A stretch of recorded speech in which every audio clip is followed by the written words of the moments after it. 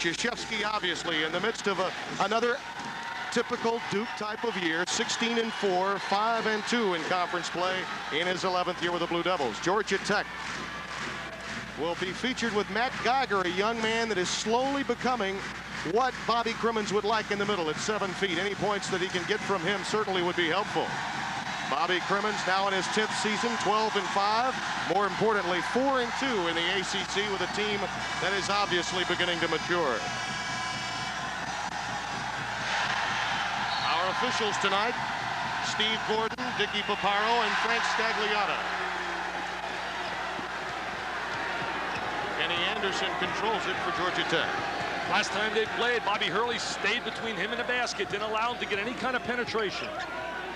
Nice look. Leitner brings it down for the Blue Devils. Excellent pass by John Barry, the son of Rick Barry, who's one of the greatest passers I ever seen play the game. Leitner a bit strong. Bobby Hurley comes up with it. They're trying to get on Hurley already. Everywhere he goes, they try to rattle the little guy. Grant Hill with the dump down to Leitner, and the two-man game to Hurley. Out of bounds to Georgia Tech. Last game I had, Duke, where they lost to North Carolina State, Hurley hit 6 3-point shots. Obviously coming over that weekend with the Carolina victory for Georgia Tech, this team is more confident than it was on January 9th. A turnover by Georgia Tech. Duke will get it back. Tim, Kenny told me before the game, Bobby Crimmins right now is happy with the way they're getting a lot of balance, and Kenny said that I'm distributing the ball a little bit more because I have a lot more confidence now in my teammates. Earlier this year, he was scoring 40, 42, even had a 50-point game. Well, when you lose players like Brian Oliver and Dennis Scott, it takes some time. And inside, Grant Hill gets the first deuce of the game, 2-0 Blue Devils. Excellent look by Bobby Hurley, a breakdown defensively, lack of communication by Georgia Tech. Anderson, another great feed to Mackey. Yes, and a foul. M&M, Malcolm Mackey.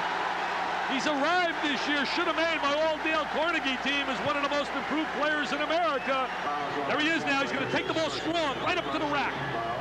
He told me, he said, I learned a lot from a guy by the name of Shaquille O'Neal.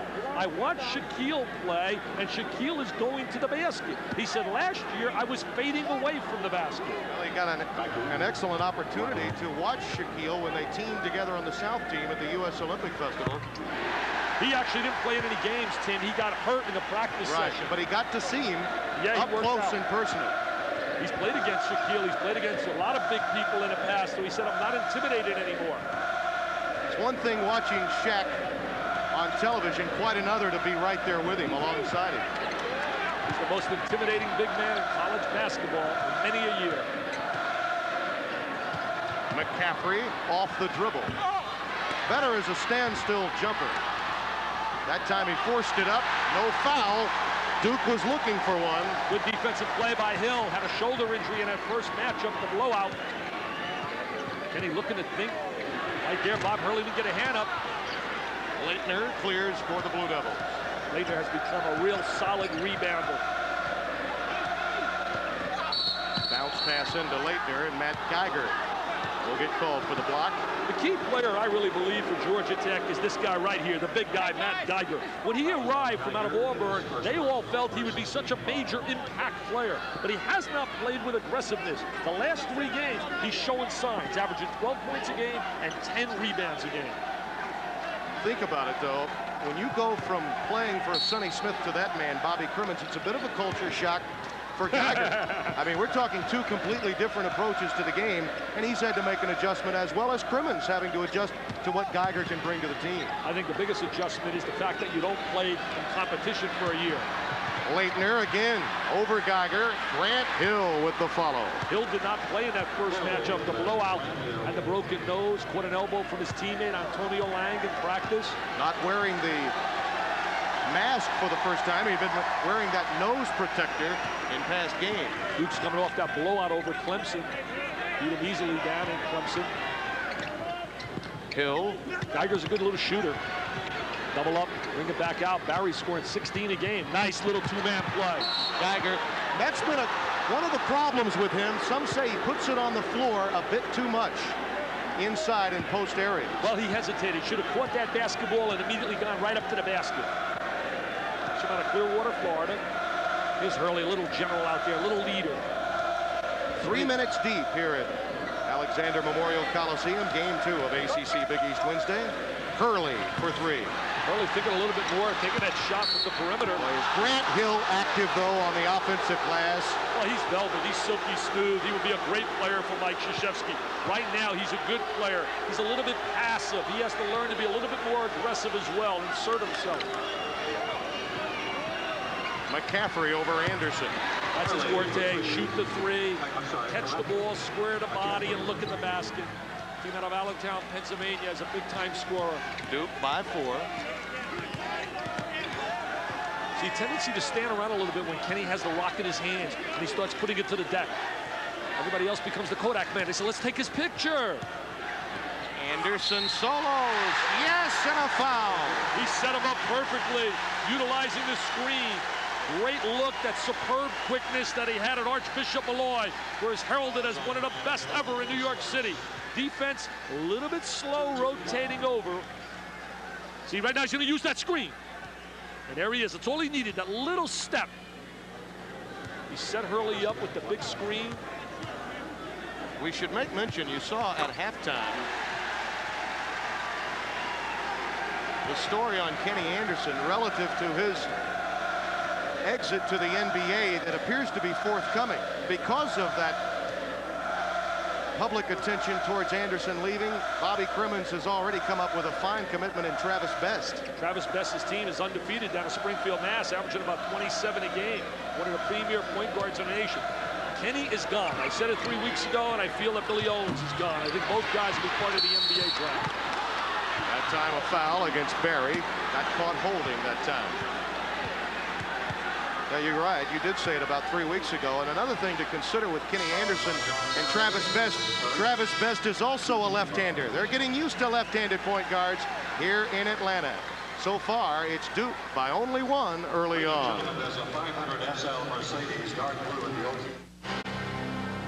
Magic Moments, presented by Dodge. At the Naval Academy, David Robinson was a one-man destroyer. In his junior campaign by himself, this midshipman blocked more field goal attempts than any team in the country, except eventual champion Louisville. Robinson graduated with 351 blocked shots, an average of over 5 per game, the highest in NCAA history. One of the most dominating centers in college basketball, David Robinson accounted for many a magic moment.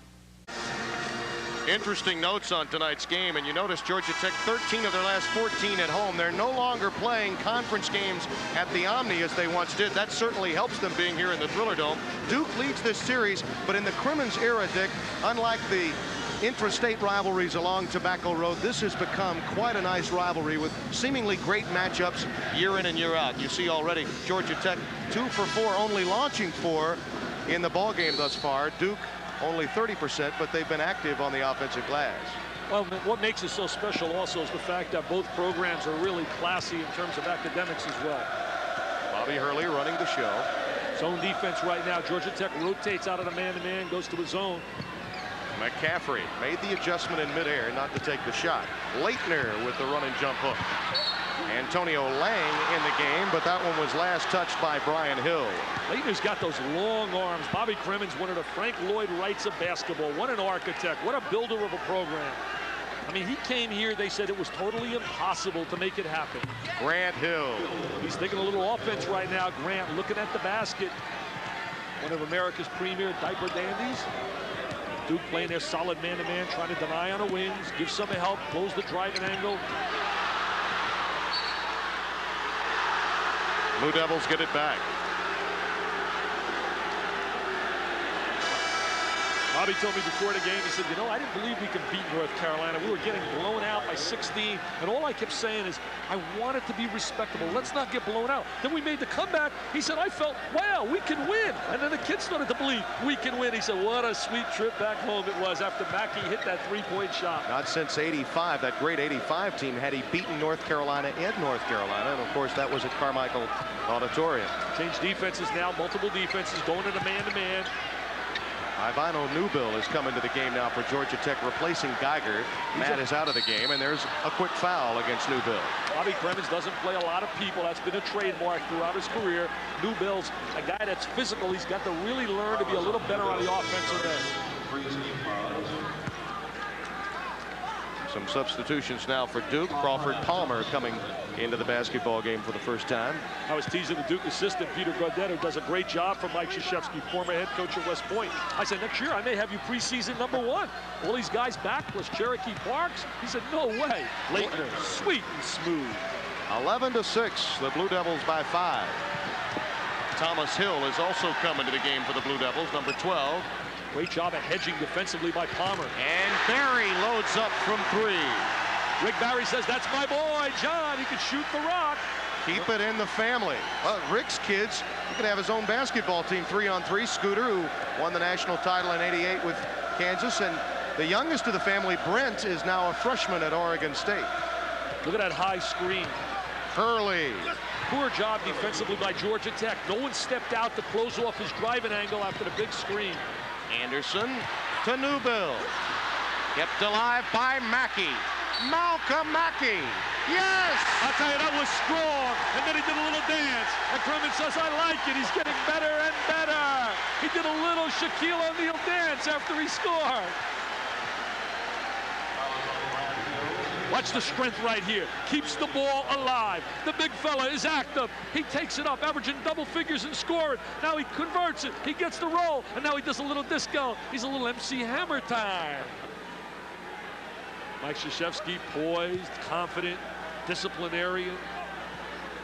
His teams are always there at the end. Very rarely do you see Duke in the midst of a blowout, which obviously points back to the fact that UNLV played a tremendous game in that Final Four appearance, because the Blue Devils very rarely are played out of a game as quickly as they were in the Final Four a year ago. I was trying to take a nap this afternoon, and all of a sudden my phone rings, and who's the voice? Jerry Tarkanian from UNLV.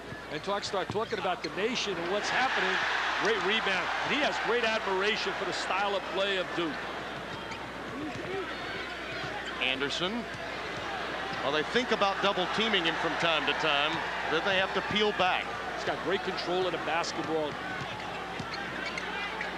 Going to come off the screen, Anderson. Newbill right past Palmer. Barry is free. Finds Mackey again, and he's hacked. Christian Leitner will pick up this one. That's exactly why he has improved as a player. Did you notice his first direct move? It was right to the basket as opposed to fading away. And he's going to the free throw line a lot more often this year than he did last year. Watch right now when he catches the rock. He's going to take it directly to the basket. Palmer got the foul rather than Leitner on the reach in. It's so frustrating to see big people when they begin to fade away as opposed to attack the glass. Mackey now has 6.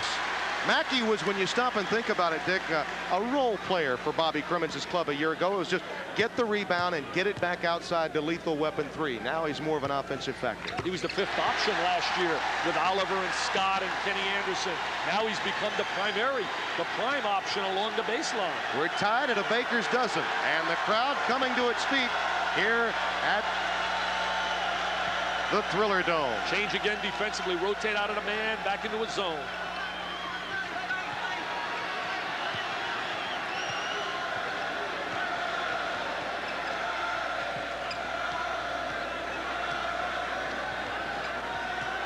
Leitner flashing high, and he's got someone leaning on him at all times. Ivano Newbill working him over now. They really could slide Palmer to the high post and then dump it down to Leitner. Leitner's got it, and he works the glass. Palmer follows.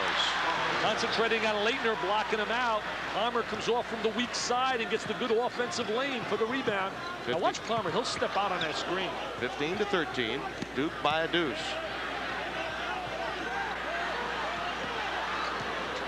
Bobby Hurley trying to deny the ball to Anderson. Now he's got him one-on-one. And he'll take it. That was a tough 2.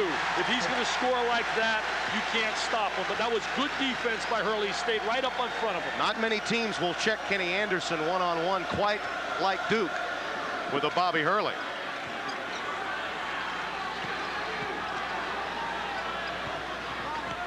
Good pass inside to Davis. Palmer has it taken away by Anderson, and there's John Barry. Well, Barry, he can jump better than his papa. I'll tell you, Rick, you couldn't get up like that, Rick Barry. Here comes the crowd. Hey, they say we're just like the Cameron Crazies. We go bananas, too.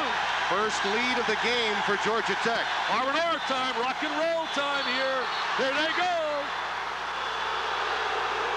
Foul against Hill. Bobby Crimmins upset because he knows they had the momentum. They had the transition layup. This place would have exploded. What a job. You can't really say enough about the job Crimmins has done in taking this program over. When you look up the numbers of his predecessor, and a lot of people said it never can get done because of the academic restrictions. Yeah. Matt Geiger coming back into the game. Brian Hill to sit down. He drives the lane. There's the deflection. I didn't see a foul. But then again, I have one eye, and it's tough for me to see anything. Thomas Hill, you know, so much is said about Grant Hill's father, the former NFL star Calvin Hill. Thomas Hill's dad, Tommy, in the '72 Olympics in Munich, came away with the bronze medal in the 110-meter high hurdle. He's now working down in Oklahoma as an assistant athletic director. An academic advisor there, handling many of the athletes on the academic side. It is 17-17 here in Atlanta.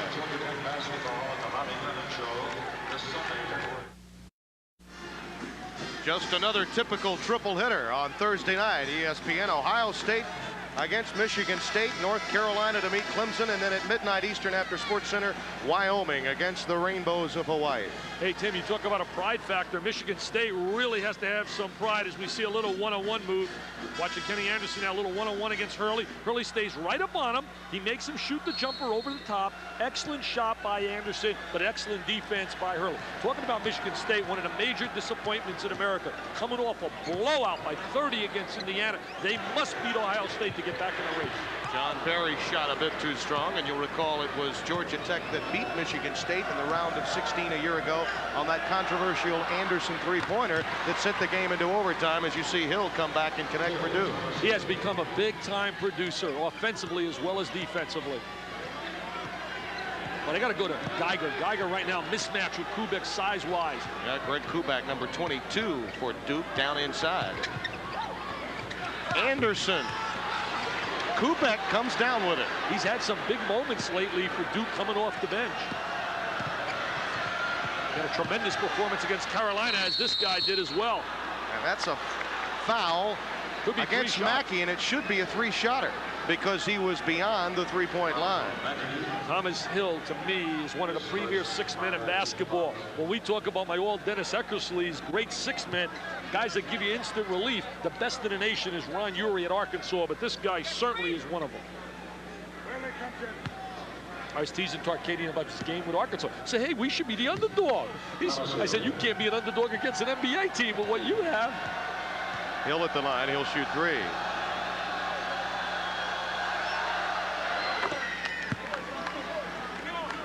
Well, he's coming off a tremendous freshman year and has just helped himself so much offensively this season that he's just becoming another one of those Robert Brickey type of players on the defensive side, and yet he brings much more offensively to the table for Mike Krzyzewski's team, as you see Newbill come out of the game for Georgia Tech. Many people didn't believe that he was going to be a major factor when he was recruited. Everybody sung the praises of McCaffrey and Hurley, and he has steadily become such a solid player. Says, I like this 3 for 3. I used to hate this in the NBA when they had the 3 for 2. You see NBA guys there, some of them going 0 for 3. I can't believe it. Can't make free throws. I was teasing my buddy tonight, Larry Donald, the Basketball Times publisher and editor. He said, you can't shoot. He saw me shoot, though. He says, you know what? You're not bad. Hill has 8 in the game, and the lead is 6 for the Blue Devils. Hill's pass too strong for Barry. Not a good pass. Really thrown, as you said, a little bit too hard. Crimmins says that's the kind of pass I threw when I played for Frank McGuire at South Carolina. How intense that man is. He is special, though. And his attitude about the game has really changed in the last year. So much has happened personally with Bobby Crimmins, losing his father at the beginning of last season and then finally making it to the Final Four. Naismith Coach of the Year last year. Davis was looking inside, could find no one. Kubek has slumped from three-point range this year, though he has contributed off the bench recently, as Dick mentioned. Came into Duke as a long-range bomber. Early, rejected by Geiger. Geiger says, get it out of here, give the bounce pass. Anderson. Kenny should have had that score. He bent it out a little bit too wide rather than taking the 45-degree angle to the basket. That's an empty trip, Dick, on a 3-on-1 break. Good pass also. Kenny just flared out a little bit too wide. Didn't get the good angle. Almost halfway done with the first half here at Alexander Memorial Coliseum. Thomas Hill. Hill really now knows he's an offensive threat, and he's not afraid to shoot the ball. He already has his average. He has 10 in the game. Playing with so much more confidence. Crawford Palmer popping outside, picks up the foul against Kenny Anderson. That's the term we like to utilize called hedging, where you step out and you close off the driving maneuver of the offensive player. Palmer does that well. In that situation here, he laid a body, he did foul, but he sent a message to Anderson. You're not getting around the screen that easily. Leitner, Grant Hill, and Billy McCaffrey have come back into the game, and you see the Devils now outscoring Tech 10-0 in the last 3:05. Anderson just slapped McCaffrey's hand away. He said, get it out of here, get it away from him. Now they'll try to run Kenny Anderson off the point as the two guard. Geiger right over Kubek. The matchup you mentioned, that was a mismatch. Well, too much size inside, and he's got good offensive mobility, Geiger. He could be a heck of a player, Tim. Yeah, well, he had some great moments at Auburn. I mean, he handled Shinsis when Shinsis was playing well at Florida, and of course they were rivals in high school.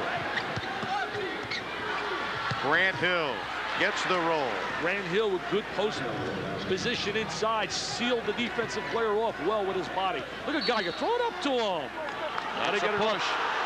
He got caught with the push. Kubek had established position that time. Well, they were a little hesitant in throwing the ball. If they threw it a little bit earlier, he would have gotten away with it. See, they should have flipped it up sooner. Now throw it up. Now he finally does push off. A little slow, recognizing he had the guy fronting him. He had the great size, no weak side help. He had that left wing out there, and Dickie Paparo finally caught him. 27-19. McCaffrey left free. Now he'll drive the baseline. Duke laying those screens. One of the dangerous guys on the floor is the screener, when he steps back from laying the initial screen. With Georgia Tech struggling offensively, you wonder now how Anderson might react. Could he begin to solo a bit too much, as has been the problem in many of Georgia Tech's losses? Barry gets a steal. Give it up to Kenny. Give it up. He'll give it to Geiger. Wipe it off. It's a charge. And Kubek, how many times have we seen him in that position? Geiger really showed something there. He showed his agility for a 7-footer, his mobility. He gets called for the charge. But how many times do you see a big fella run the court? Here he is right now, the trail man. I thought Barry should have given a bounce pass up to Anderson. And there it is. There's no doubt. Excellent call. Frank Scagliotta with the call. Now watch Kubek. He's squared. Feet are planted. He's got the chest right there. Good call. But an excellent move by Geiger running the court. Third foul. And that will play a major role the rest of the way. Should have given the ball up, though, a little bit earlier to Kenny Anderson.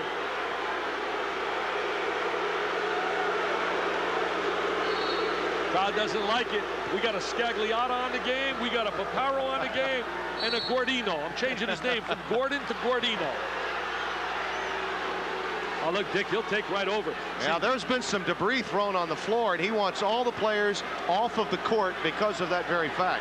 The onus is now on Crimmins to take control of the crowd. Oh, and Bobby's upset, thinking Paparo's upstaging the situation a bit. You can't get a hand off him. He doesn't mean anything with a hand on him. He's got to be careful of a technical. Dick's not quick with the trigger, though. He will listen to a coach. Bobby's now going to grab the microphone.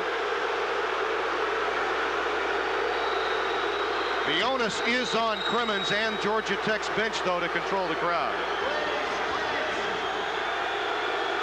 We almost had the same scenario Monday in an Illinois-Iowa game when the crowd started throwing some stuff on the floor.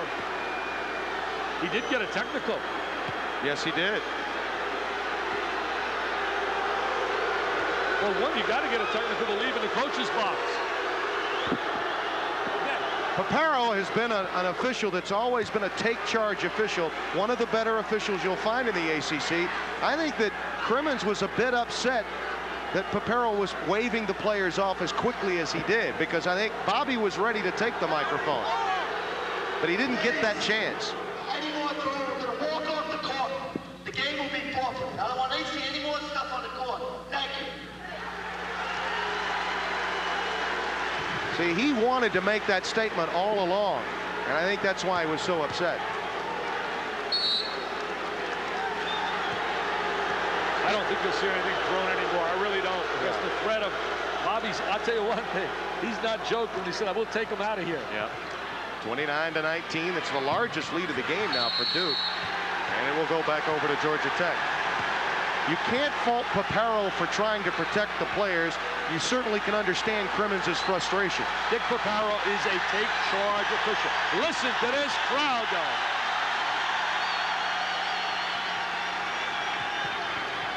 Georgia Tech gets a hoop, especially by this guy. The crowd will erupt.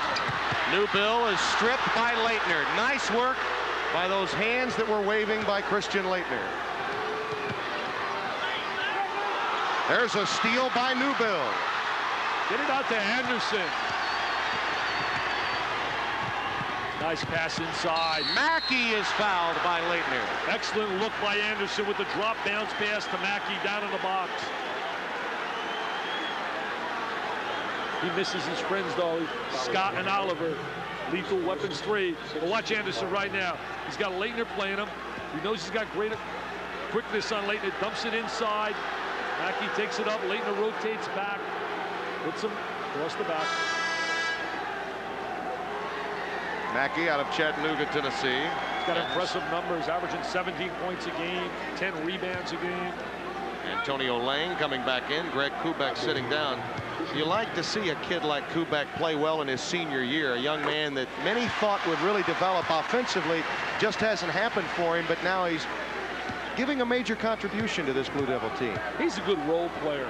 You know, listening to this crowd explode, that's the one beauty of the ACC. I love their environments, Timmy. They're so exciting when they play on the college campuses throughout the ACC. It's an 8-point lead for Duke. The crowd is waiting for more offense. Big SEC Tuesday is always special. More special next week because of the rivalry between Kentucky and LSU. That's the second half of that doubleheader, Oklahoma and Kansas State, to get us started next week. And when you think of Georgia Tech and Duke and the great rivalry that it is within the ACC, certainly in the SEC, Dick, LSU and Kentucky is always special. That'll be an interesting matchup. Dale Brown and Ricky Pitino. As we look here, turnovers 7 for Georgia Tech. Only a deuce. Look at the points. Duke's got 9 points off the turnovers. There's a steal by Anderson. Good anticipation, excellent alertness. He's given the ball up a lot sooner. Barry way too strong, and the outlet is for McCaffrey. Foul by Hill. Hill gets called for the foul, but a breakdown by Kenny defensively. Anderson did not rotate back after making the pass to the wing. He didn't get back defensively in transition. McCaffrey's ahead of the pack, a little hesitant taking it up to the goal. Goes a little quicker. He's got himself a layup. See, he hesitates right there. And the defense gets back. He's an excellent free throw shooter, though. Put him in a book, give the ball out of bounds. He's like automatic. Billy, who had the 29 in that first meeting at Cameron Indoor Stadium. Oh! Yeah, well, Billy. You know, you've been doing this ever since ESPN was born, and you haven't learned yet. Billy. I'll tell you, when he had the ankle injury, they really missed his scoring. Ryan DeMalik is coming to the game. There he is, number 3 for Georgia Tech. A senior that's getting a little more playing time as this season develops for Bobby Crimmins. Well, Malik's had some special moments. Hit a big 3 against Georgia. That was big in that triple OT win over Huey Durham's team, and then hit a big 3 against Wake Forest. Now here comes the trap against Anderson. He loves the trap. He'll give you numbers. That's Barry. On the baseline he follows. Still won't drop. He's getting wide open shots. Well, he took 25 shots against North Carolina, Dick. He hit 9 of them, but I think Crimmins wants him to keep shooting, and there's a turnover by Antonio Lang, and it will go back to the Ramblin' Red. He's going to get an open shot because of the presence of Kenny Anderson, who's constantly drawing so many people to him. Anderson throws the ball inside. There's the deflection. Now we're going to see a little walk-in violation. Definitely lifted his pivot foot. Anderson with the pull-up J. Some good shot selection. He's not forcing tonight like he did in game 1 against Duke in that blowout. Malik will check Hurley now as... Look at the intensity on Domalik. He says, come on, Hurley. I wasn't even heavily recruited when I came out of Flint Hill Prep. If it wasn't for my buddy Dennis Scott, I would have gotten a scholarship. Anderson now trying to keep Grant Hill from pounding the glass. McCaffrey takes advantage. That's for 2 inside the three-point arc. No one recognizes that McCaffrey's wide open. Poor job defensively and communicating by Georgia Tech. Good job by Hurley to beat him to the spot right there. Oh, what a pass from Newbill to Barry, and the foul, the end result. John Barry working himself free along that baseline. Excellent look by Newbill. He drilled that through the defense. Watch him drill this through the defense. I mean, he drives it right through. Barry can't believe it. And there's the head fake. Uh-oh, uh-oh. You left something on the floor, Grant. You left something on the floor. Crawford Palmer coming back into the game. Physical player, Palmer, gives him that big physical body on the inside. Leitner, who picked up his second foul, comes out of the game with 6:06 remaining. Krzyzewski does not want Christian to pick up a meaningless third in the last 6 minutes, with the Blue Devils playing well, leading this game by 8 at the moment. Anytime you can get a win on the road in the ACC, you are really playing well. So tough. In the 90s, you get a win on the road anywhere in any league, and you come away thinking you got a blowout victory. Exactly. 32-25. You see the time remaining until we join Chris Fowler, who'll have scores and highlights, including a look at that Georgetown-St. John's matchup you saw earlier on ESPN. They try to disguise the little matchup they were playing. Try to show, make it look like a man. Boy, Hurley just finally decided to take push the shot. by Palmer. Yep. Push by Palmer. You can't get away with that, Crawford. Right against Mackey's back, and Crawford got caught. Next year, Duke adds that big size inside. Everybody you talk to says that Cherokee Parks is going to be such a solid contributor. Palmer's going to come from the weak side. Watch him right there. There's the little push. He tries to get away. Hey, this is not the NBA, Crawford. You get away with that in the NBA. Kubek has come back into the game, and Palmer will sit down. John Barry in the game with Domalik, along with Anderson. Essentially a 3-guard offense for Georgia Tech with Mackey and Newbill in the game. And you see Malcolm's numbers at the stripe. He's going to get a lot of help next year up front, Mackey, from a guy by the name of James Forrest from out of Atlanta. Kubek hit the deck. That's an automatic travel. So the Yellow Jackets get it back. Mike's always so poised on that sideline. You know, he has that intensity, but he really has a lot of poise about his coaching. Perhaps the greatest thing about Krzyzewski and many other coaches that have tutored under some of the legends of the game didn't try to be Bob Knight. He took what he learned from Bob Knight and employed what he knew and his feeling about the game and incorporated what he learned from Knight. And the mix has been 4 Final Fours in the last 5 years. Also one of the best records in the last 5 years, second to only UNLV. They've won 162 games to UNLV's 177. Bobby Hurley picked up the foul, trying to check Kenny that time. Kenny says, can you please say hello to my mom? I want you to say hello to my mom. I said, I can't say hello to your mom. There he is, one-on-one. A little change of direction, goes around the back. Too much quickness right there for Bobby, so he goes right by him. Now, I'm not allowed to say hello to his mom, Joan. Am I, Joan Anderson? Am I allowed to say hello to Joan? Joan, I think you just got a hello. Oh, okay. When you're Kenny Anderson, we could say hello. That's right. And a year or two from now, Vitale wants a percentage of the cut. No, not really. I just want him to see him be a happy guy and enjoy his career. Oh, will he be a wealthy man, though?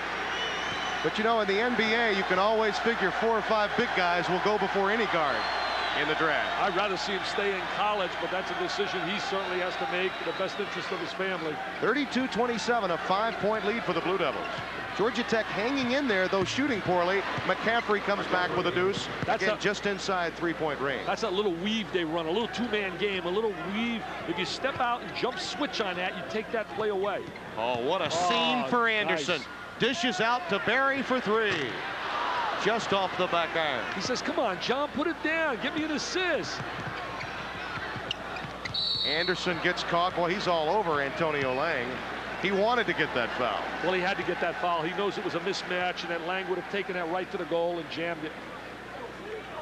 You know what Bobby Crimmins' greatest asset is? You were talking about what a special guy he is. His greatest asset is that he's people-oriented. He has great people skills, and he really knows how to relate to people, all kinds of people, whether they're rich, whether they're poor, whether they're black, whether they're white. He does a great job relating to people. One of the things that I've noticed, Dick, just in the years that I've known him, as you see Hill coming into the game, is that in past years when you talk to Bobby about his team, even that great 85 and 86 team that he had, he always was a doomsayer, and it always appeared that he was waiting for some dark shadow to come over his club during the course of a year.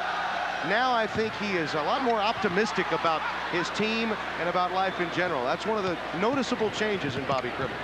Hill doesn't get the roll. Swing the ball. Anderson for three. Well, he tried to bank it in. No, he didn't try to bank that in. Yeah, well, no, he didn't mean to, but that's almost what happened. I've seen a lot of those fall this year. That was Brick City, USA. That reminded me of your jumper watching you shoot one. Little passive on a defensive end. Trying to pack it in. Give it a moment, that perimeter shot. Lob inside to Antonio Lang. He's in trouble, and Barry comes away with it. See, they packed it in down inside. Nice move by Barry. That ball will go back to Georgia Tech. He had to knock the ball off Thomas Hill. Hill's woofing at him a little bit, but that was a good play by Barry. Well, he knew if he stood up, it's an automatic walk-in violation. Crimmins is such a fighter, such a scrapper from out of New York City. The Bronx went down to South Carolina. It's part of that New York connection. They're going to battle inside. Barry pops the ball loose. Now he's laying on a deck. Here he is now. He knows he can't get up. Oh, there should have been a foul right there. Should have been a foul. Yeah, Hill got him with an elbow.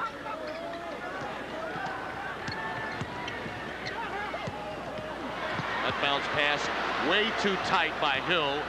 Newbill on the floor with McCaffrey. Tie ball and the arrow to Georgia Tech, or check that to Duke. Bobby Ross says, I like this. My Georgia Tech Rambler Wreck, #1 in the nation. Well, look the at young this man from St. Anthony's and Archbishop Malloy, they've been down there before, and they'll have a few more matchups before their careers are done. Score update now. Mississippi State has led the whole way in Baton Rouge, but the Tigers have stormed back. Just a 4-point ball game. They trailed by as many as 18. We'll have highlights at halftime. Back now to Tim and Dick in Atlanta. All right, Chris, we look forward to your halftime show. Duke leading Georgia Tech by 7, 3:40 remaining. We commented on it going to break. These two guys, this is just great competition between two outstanding players. Well, they really love competing. Look at the two of them talking to each other. Look at Kenny saying, I'm going to invite you over to dinner, Bobby. I really like you. Come on, let's go to dinner. Began with a little woofing between the two, and then they shook hands before they went to the break. You see the matchup between the two. Anderson making up for that 25-point performance in a 41-point loss 3 weeks ago. Really can't judge Bobby Hurley, though, on his scoring. I mean, his job is to defend Kenny Anderson. It was one of the weakest 25 points that Kenny will ever score in his life, and he knows it, and he admitted it. Yep. He was very disappointed and very humiliated by the performance of not only himself, but his team. Anderson draws the foul. Bobby Hurley with those hands raised. Brian Mahoney, the assistant at St. John's, had the great line on Hurley. He said he looks like an altar boy, but he will take care of you defensively. He is tough. Well, he's a tough competitor. He's going to make my all crybaby team go. I told him that already. I say that in a positive way. You just like to whine and cry. A la Bill Lampier. A.C. Earl's going to make my team from out of Iowa. I'm looking for 3 other guys for my all crybaby team. So if you find them, let me know, Brando. I'll tell you one thing, Kenny Anderson in the NBA is going to be an outstanding point guard. He told me tonight the player he really favors the most, who he really likes in the NBA, you'll never guess. Kevin Johnson from out of Phoenix. Said, I love his style. And behind him, Isaiah Thomas. It's a strong statement for Kevin Johnson. But boy, did he ever develop as an NBA player. As good as he was in California, not a lot of people knew about him until he made it to the Suns. 34-29, 2:40 remaining until halftime. They've really done a good job keeping the ball away from Leitner. Got to dump it inside to him. He was wide open. They missed Leitner. He's sitting down in that box inside. Get it into him. Over Mackey, right on cue from Coach Vitale. He was sitting in good post position. He's got the great rotation, the excellent touch when he catches the ball inside. 36-29. Leitner's also done a great job keeping the ball away from Mackey. And Hill gets the job done defensively, covering Brian Hill. Bobby knows that one got away. A lot of empty trips in this game for Georgia Tech, Dick. It's amazing, though, that they're only down 7 when you consider their poor shooting tonight. Certainly John Barry's not doing the job, and Malcolm Mackey not getting free for any baskets underneath. And a reason for that has really been the excellent half-court defense by Duke. But again, they're only down 7 at home with under 2 minutes to play until the intermission. Well, remember, they're down 16 on the road with North Carolina and come back and win. Kubek sets a pick for McCaffrey, and he drives. Barry steals it. See, here's where Anderson excels. He's got to get the ball. Hill. Barry says, no, Kenny, you got enough points. I'm going to my guy, Hill. Well, remember, everyone expected Anderson to get that last hoop in the Carolina game. He was doubled, and then Hill was able to put it on. Mackey. Yeah, Mackey, that's right. Three-point play. But Hill was running that break and got it to Mackey. Anderson tries for the steal. Hurley for 3. Wide open. He can't make one tonight. Davis, that's a push against Kenny Anderson. Brian Davis, the junior from Capitol Heights, Maryland, picks up the foul, and Georgia Tech will have it at the other end. Kenny Anderson anticipates well defensively, always looking for that steal. Here comes Barry's look. He's got Kenny on his left, and then he throws that little bowling pass right out to Hill. Good entry, good pass. I would have went to the sure guy. I'll tell you one thing. Somebody tried to tell me tonight, they said his dad never passed. I said, are you crazy? His dad was one of the greatest passers of all time. Anderson is shooting 2 because Duke has committed the 10-foul limit, the new rule instituted this year. Georgia Tech, should they commit one more foul, will have Duke at the line for 2 as well. A lot of big-time scribes out here tonight looking across. See Furman Disher, one of the outstanding writers. Mark Bradley, a creative writer. Larry Donald. I pick my all-scribe team. Charlie Pierce will make it. What an article he did on Shaquille O'Neal. What an in-depth story internationally. Anderson trying to come away with a steal. Gets the tie ball. The arrow to the Engineers. They were down 7 and they've made their run. It is down to 3, and right now they can get it to 1 or tie. And they've done it without an offensive production down low and without John Barry hitting from outside. They're trying to get more balance offensively than rely just on Kenny. Mackey way too strong. That pretty much personifies the problem Mackey's been having inside. Kubek is loose for 3. Well, does he have a sweet shot? You have to wonder how the young man could be shooting 36% from 3-point range. I think it's confidence. I really do. I think you come in, you don't play a whole lot of minutes, and you have a tendency to really rush your shot, and you don't really concentrate like a guy that's playing 30 minutes a night. The lead is 6 for Duke. Shot clock is off. That's the game clock you see in the lower right-hand portion of your screen, and Anderson will solo. He utilized that screen so well. He sees Kubek popping out. He reverses dribble and shoots the little jumper. Hill loses it with 1 tick remaining. Bobby Grimmon's ready to sprint out. Look at him. He's ready to run out of here. Now he'll diagram the play off the inbound span. Bobby's great asset, too, is motivating. He's an excellent motivator. Barry. Oh, well, yeah, you don't think that's going a left-hand hook from three-quarter court. I can't believe that's what Bobby asked for, a left-handed hook. From three-quarter court. We're at halftime. Chris Fowler is coming right up. Georgia Tech and Duke. It's a 4-point lead for the Blue Devils.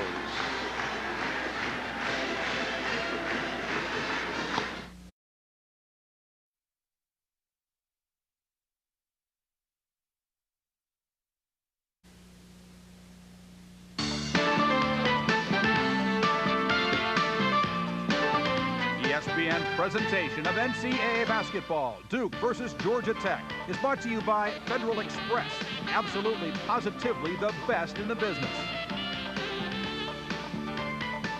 It's a very different kind of a game from the first time Duke and Georgia Tech met when the Blue Devils blew out the Jackets. But Georgia Tech, although they haven't played very well at all in the first half, still within 4 points at 39-35. Earlier tonight on ESPN, a big one in the Big East. St. John's and Georgetown. The Redmen have had a lot of success in the Cap Center. They come in sole possession of first place in the Big East, and Louis going for his 500th career win.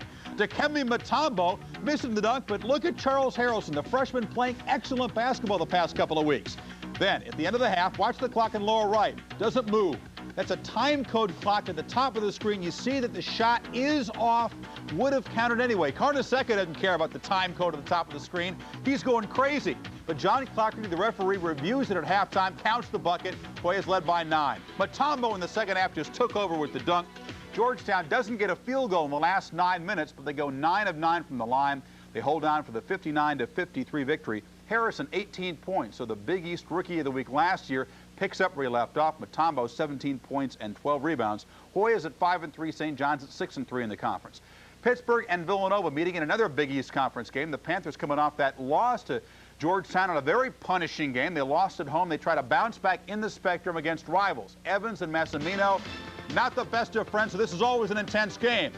And an ugly start to the ball game. Look at bodies flying everywhere. Finally, Lance Miller for Nova will get the ball underneath and finish the sloppy play. For Pittsburgh, Brian Shorter, the big guy underneath, turns around in the lane, gets bumped, gets the bucket, gets the foul. But Greg Woodard, the story for Villanova, three-pointer from the left, three-pointer from the right.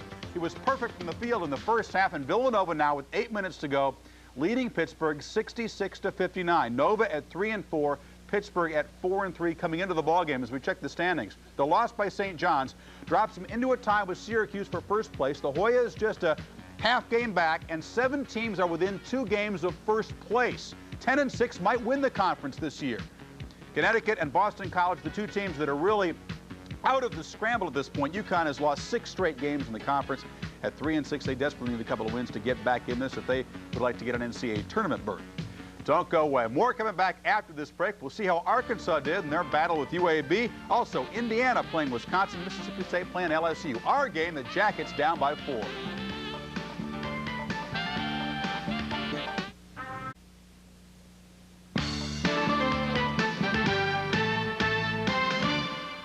Welcome back. Back to the scoreboard now. Arkansas had come in with a 17-game winning streak, playing at home against UAB, a team that you wouldn't figure would give the Hogs much trouble, except that Andy Kennedy, a streak shooter, can keep his team in the ballgame. He did it in the first half here. But watch the Hogs off the turnover. Arlen Bowers to Todd Day behind the back to Big Roosevelt Wallace for the lay-in.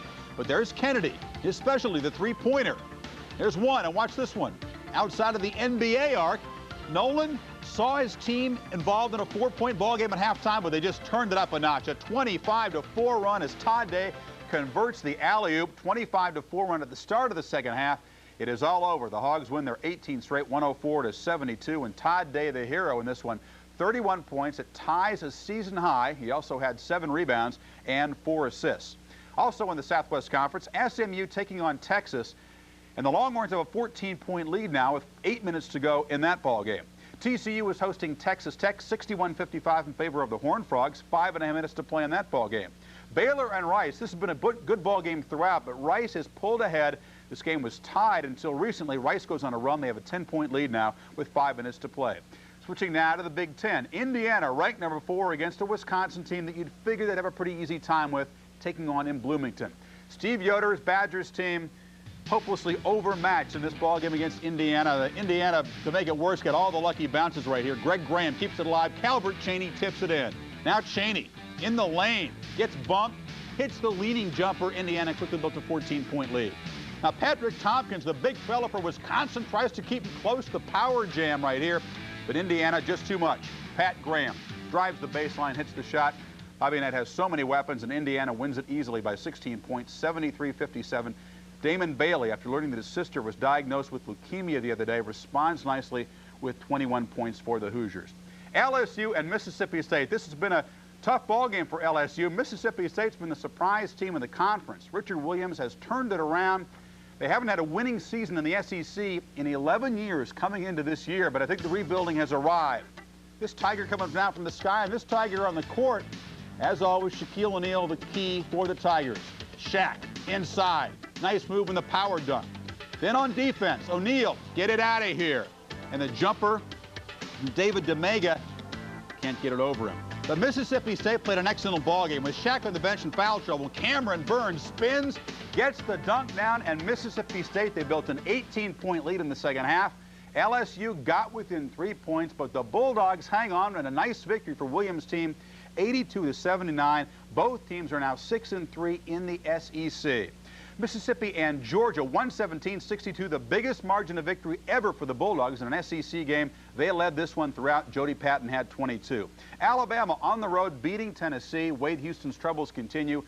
Ron Horry had 28 points and 13 rebounds. Also in the SEC, Vanderbilt, a road victory in Gainesville, 60-57 over the Gators as Charles Mays popped in 17 points and Scott Drought had 4 3-pointers. Let's check the standings now in the SEC, and as always, we remind you that Kentucky is not eligible to win the SEC title. LSU with the loss drops into a tie with Mississippi State. The Tigers will take on Kentucky, a ball game on ESPN on Tuesday night. Look at the log jam right there. 5 teams within 2 games. And when we come back, we'll go back to the scoreboard. Some more top 25 scores, including Nebraska. In the meantime, check some more scores from Wednesday night college basketball.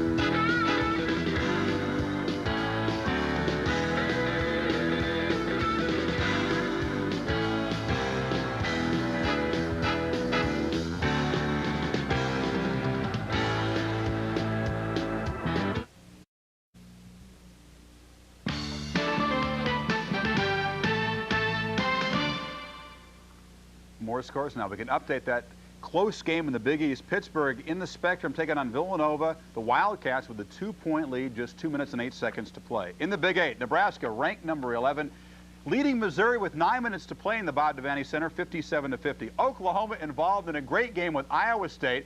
10 seconds to go. Iowa State is on the line, and the Cyclones are poised to upset Oklahoma. The Sooners are struggling all of a sudden. East Tennessee State and Memphis State, the 2 teams from Tennessee that rarely play, and right now State with an 82-75 lead with 8 minutes to play. Southern Mississippi against Southwest Louisiana. The Ragin' Cajuns lose it by 6 points. 13-2 now are the Golden Eagles. Virginia Tech beating Louisville 81-76, just 43 seconds to play in that ball game in Freedom Hall. Cincinnati has beaten Xavier of Ohio 69-56 is the final in that Metro ball game, and New Orleans continues to pound Northeastern Illinois 74-43 in the second half. The Privateers looking to go 18-3. When we come back, it's back to the second half in the Thriller Dome. Duke and Georgia Tech with Tim Brando and Dick Vitale.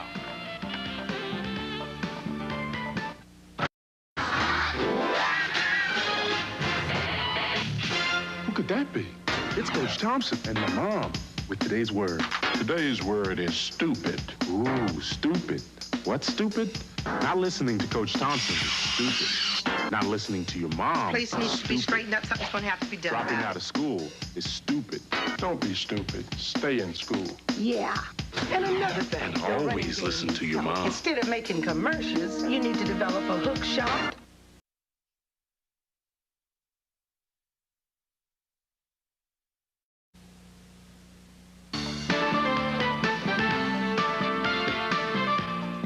ESPN's presentation of NCAA basketball, Duke versus Georgia Tech, is brought to you by Budweiser, the king of beers.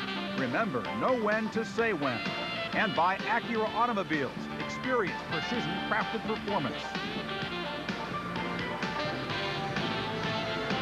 ACC Big East Wednesday continuing with the Blue Devils of Duke with a 4-point lead over Georgia Tech at halftime. Tim Brando back again with Dick Vitale. And Dick, if you're Bobby Crimmins, you have to feel pretty good that your team is down by only 4, yet offensively they have not clicked in on all cylinders. Kenny Anderson carrying this club right now, and that has to be scary given what we've seen the last few weeks with his Tech team. Kenny Anderson did an outstanding job, I thought, in shot selection. He has 15 points, 15 good points. They got to get the ball inside a little bit more to Malcolm Mackey. Mackey's got 9, but he's got to get the rock inside a little bit more often. And they got to get John Barry to score a little bit more as well. Their half-court execution offensively has not been highly efficient. I really believe you'll see them execute better in the second half. Statistically, were it not for free throws and free throw opportunities, Georgia Tech would be in deep trouble from three-point range. Duke is 30%, but they're launching more shots, and they've been more effective, and they've been closer many times. Points off turnovers also a big factor for Duke in the ball game. Georgia Tech has had a tendency to turn it over. Georgia Tech has really hung the game by getting the ball inside a little bit more, and the driving ability of Kenny Anderson to go to the free throw line. 14 for 16 from the free throw line has really kept them within striking distance. The Blue Devils more balanced, as you might expect, with McCaffrey, Hill, and Grant Hill with 8 points, and you see Crawford Palmer really the only one with 3 fouls, and he's a complimentary player. Kenny Anderson with 15 carrying this club. Mackey only shooting the ball 3 times from the floor. He'll have to get more shots, as Dick alluded, here in the second half. Christian Leitner's got to get more shots as well. Look at that, a shutout in bench scoring. Well, that's to be expected. Duke goes to the bench a lot more than Georgia Tech does. Leitner with a jump stop. Oh, scored a basket, scored a basket. Definitely in the cylinder and on the way down. Matt Geiger batting that one away. 4 points now for Leitner. Anytime you have a direct shot like that across the rim, you usually come up with the goaltending call. Anderson posts up Hurley and uses his size and his ability to get it up. That's where he is superb, when he can back you down and take you into the 3-second lane. And again, some debris on the floor. Let me clarify why the technical was called, according to Dick Paparo on Bobby Cremins' team. He told me that he warned Bobby Cremins and walked over and nothing was done about throwing the debris on the floor. And then the second time, he just had enough and had to bang him with the technical. And again, just judging from our perspective, you never know. The coach may not have known what was being said. At the moment that Paparo took the players off of the floor, he was ready to go to the microphone, and I think Bobby became incensed over that. But Paparo had every right to take control as he did. Leitner follows. That's the easiest basket Leitner will get all night long from the weak side. 70% of the rebounds will come to the weak side. If you shoot from the left, anticipate, expect it on the right, you young people out there. 43-37, a 6-point lead for the Blue Devils. Both clubs do a great job getting over the top of screens. Mackey pops it back outside. Mackey drawing a lot more attention now, so you'll have a lot more inside-outside action. Anderson too strong. Poor shot by Kenny right there. Oh, and he took it right away from Grant Hill. I love the way he goes between his legs. Look at that. Little showbiz, get the mustard out. Barry swatted away by Antonio Lang. Oh, nice spin. Drop the bounce pass now. To McCaffrey. That's a foul against Brian Hill. Look out, he could get a tee. Scagliotta giving him a long look. Bobby Hurley made a tremendous 360 spin to get into the 2-on-1 transition. He's got the ball in transition now. He shovels the little bowling pass. That looks like all ball to me. You see this reaction. Now, this is a judgment call by Frank Scagliotta. He had every right to tee him up, but he decided not to. Oh, no way should he be called a tee there, because he would have compounded a mistake. He definitely made an error on the call, anticipated the contact. I didn't see contact, did you? No. But the fact is, when you react that way and you woof and you talk back, you can pick up a technical foul. Oh, definitely. But a good official like Scagliotta used his intelligence there. Waves it off in the lane too soon.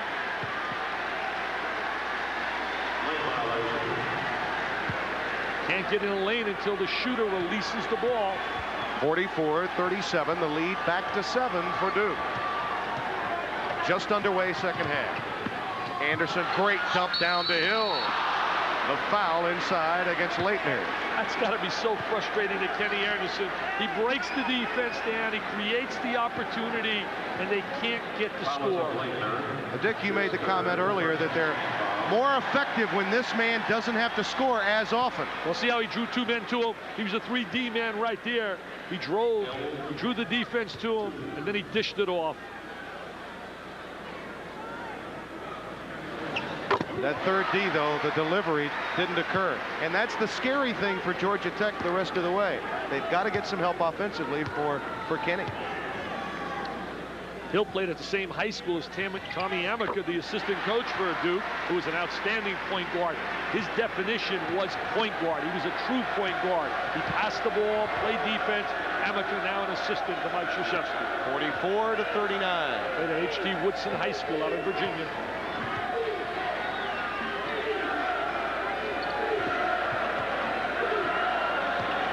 Lang will set up a screen for McCaffrey.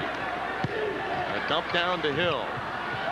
Hurley is open. He'll take the three-point try. Mackey clears for Georgia Tech. Hurley really forcing on his shot, not getting that comfortable follow-through. Look at him right now. Look at the intensity on defense of Hurley. Head to head. He says, come on, Anderson, try to beat me. And what, are you kidding? Anderson blew right by him on a change of direction. Leitner gets a fourth foul. Now that is a major factor the rest of the way. He had 2 at halftime. He now has 2 quickies to open the second half.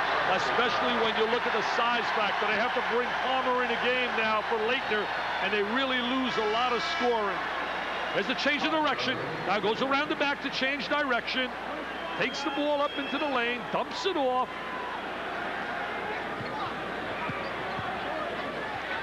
Kenny Anderson. Everywhere the ball is, Mr. Anderson is there. And Mr. Leitner has now become an assistant coach. He's saddled with 4 fouls, and the crowd senses a run.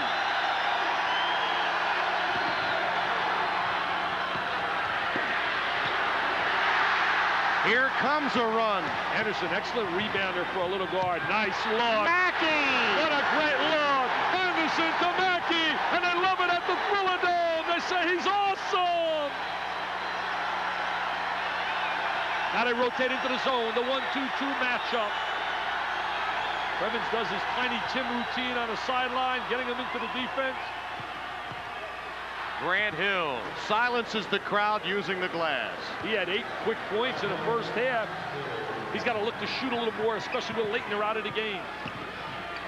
Anderson forces one. Hurley comes away with it. Bobby. He's got a trail man. Hill solo. Had a trail man. Should have kicked it back to the trailer. McCaffrey fouled by Malcolm Mackey on the follow. Not a good decision right there by Hurley. Such a small margin for error. One of the great items about Mike Krzyzewski. Always handling the talent. He has a system, but he always changes that system because of talent year in and year out. Look at the change of direction between the legs. Loves it. And there's the great look. He makes that pass off the dribble as well as anybody I've ever seen.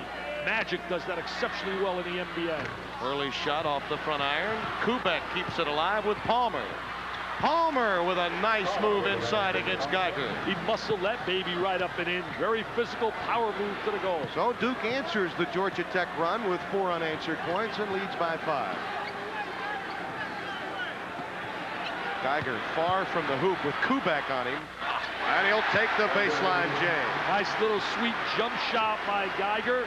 Had a chance to speak to John Barry's mom at halftime. I spoke to Mr. Geiger's mom at halftime. Some proud mothers out here. Hurley driving the baseline. Throws up a rainbow. And Anderson comes away with it. Great vision. Anderson always looking up. He says, I'm going for 3 here. Mackey on the glass, fouled by Crawford Palmer. That's his 4th. So again, that small margin for error for Mike Krzyzewski. Now, Palmer, an inside player, a banger. He has 4. Leitner, he has 4 in the game. Duke will be a small club the rest of the way. Georgia Tech's fans love it. They're down by 3.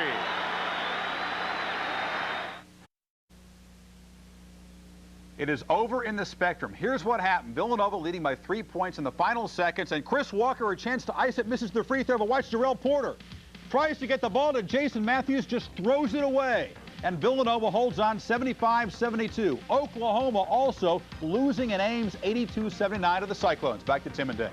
Boy, Oklahoma really struggling, Chris Fowler. Thank you. Duke leading by 3, and Mike Krzyzewski has Palmer on the floor with 4 fouls. Right now, Georgia Tech has got to take the ball inside to their big people. They got to go to Mackey and Geiger. Anderson with a steal. Too quick here. too quick here. He says, no, Palmer, you can't catch me in this race. And if he does catch him, he can't challenge. He's playing with 4 fouls. Kenny Anderson really anticipating stepping in the passing lane. Thomas Hill. He answers right back, hanging in the air. Very acrobatic player, good hang time. Right now in their half-court game, they got to go down inside to Mackey, right at Palmer. They can't waste any time. They got to jump it right inside. There they do. They go right inside. Mackey's shot won't fall, and Geiger drops it through. Mr. Geiger with the jam, and his mom, Kate Geiger, jumps out of her seat. So that's my guy. 50-49, the Blue Devils by 1. That was a heady play, though, by Georgia Tech, recognizing the situation, going to their big people. Kubek for 3. Ryan Hill with the outlet to Anderson. He missed Barry, had Barry.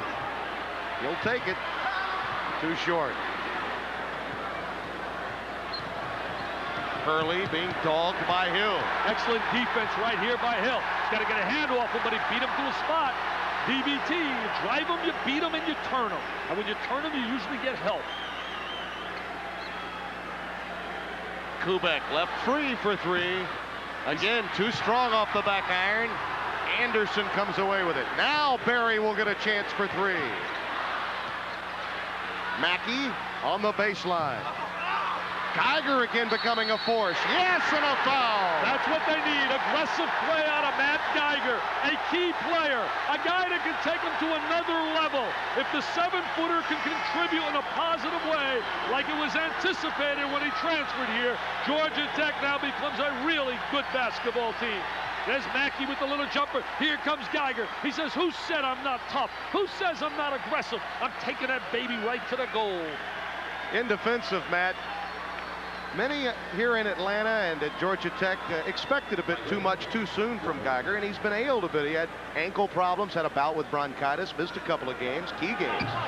The one at North Carolina State, certainly he would have been a great help to them in Raleigh at Reynolds, but they did not have him. They've got him tonight, and they also have a 1-point lead. North Carolina State certainly a different team at home. They're unbeaten at home. For Gianni Monroe on the road, it's been a disastrous performance. Virginia really handled them last night in Charlottesville. Also got beat by Gary Williams. Ryden's doing one heck of a job with limited personnel in Maryland. Oh, good swing by... Yep, Brian Hill gets a foul. That's a reach in against Thomas Hill, and that's his 4th. Oklahoma gets beat tonight by Iowa State and Johnny Orr, but I'll tell you one thing, he's done a heck of a job this year at Oklahoma because he's had limited personnel. I'll tell you the team that really today Jerry Tarkanian was talking about, saying watch out. And he said watch out for Georgetown. They played a long stretch without Alonzo Mourning, giving their young people a chance to grow and play without him. And now that they have him back with Mutombo, he said you don't get any shots inside against him at all. You have to be totally on a perimeter, and I agree with him. I still think their backcourt is too inexperienced though. Geiger has come out of the game for Tech, and that time they needed him because Davis was all alone in the paint. Good move by Brian Davis without the basketball. Excellent bounce pass. 52-51. Hill fouled by Davis. In many respects, Hill was very smart. As he went up for the jumper, he leaned back the other way to help draw that personal. He came out of junior college. He went to Chowan Junior College, the same school that produced Nate McMillan. As we look at the foul trouble here, the 2 big guys with 4 each. Look at Georgia Tech. We have 4 on Hill, 3 on Geiger. Hill went, as I said earlier, to W.T. Woodson High School out of Virginia. Then he went to junior college. He's a good role player, tough, hard-nosed player. He was also a pretty good running back in high school. He looks like a running back. Yeah, got some offers to play football. You're going to love, absolutely love Travis Best when he plays for Georgia Tech, and James Forrest. Put this down. James Forrest will be a big star on a collegiate level. He's a Larry Johnson kind of body to him. That's somebody. Oh, wow. Is he a dominant player? I saw him at the Nike camp. Ryan DeMalik has come back into the game. We're tied at 52.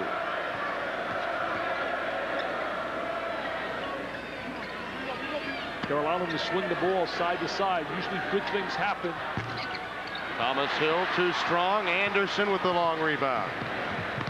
Again, he'll take Hurley baseline and beat him. Is he explosive? Is that quickness? You put him in a 24-second clock in the NBA in the open court game. Is he going to be outstanding?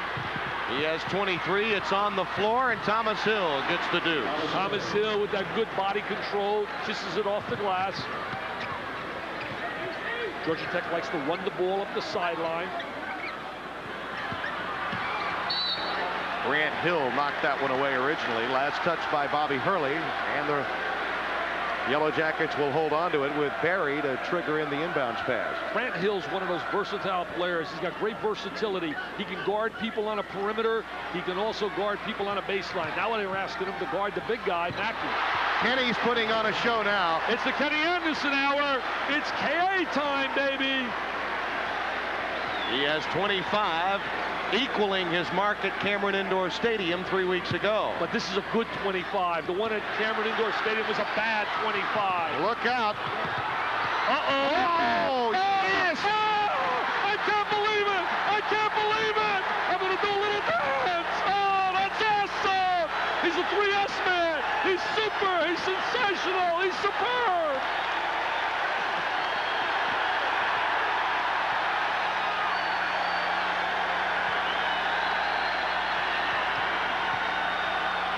Thomas Hill again comes through. Count the hoop.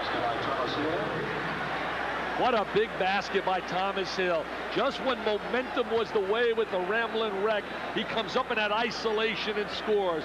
He has become such an outstanding offensive player. Now you take a look at this. I mean, Isaiah Thomas is jumping out of his seat right now. 3 changes direction between his legs. Hurley says, what do I got to do? I can't believe this guy. This is impossible. He says, Dad, I know you're a great coach. Please help me out. What can I do to stop him? What a move. Have you ever seen a move like that? None any better. I mean, none any better. I can see the Magic Man now jumping up watching, saying, I can't believe it. Oh. It'd be very difficult for anyone to say there's a part of this game he'd need to develop for the remaining 2 years at Georgia Tech. Domalik finds Barry. Nice play by Domalik. Excellent bounce pass to the wide open Barry. Ryan Domalik with a fine dish. Well, those assists, they're catchy when you've got Kenny Anderson on your team. Duke now strictly a perimeter basketball team with Leitner out of the game. Don't have a lot of scoring on the inside. Davis forces one up. He took steps. See, he's not a true post player. Right now, Mike trying to make the most out of a real tough situation. Mike will lobby with the officials. He needs help inside with Leitner on the pine.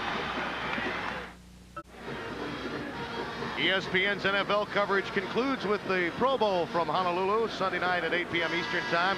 Speaking of stars, Dick, we saw one a moment ago. Here's Kenny Anderson with a baseline maneuver with a change of direction. Great change of direction. He takes Hurley to the middle, then he front changes and goes down and makes the... Now take a look at this one right here.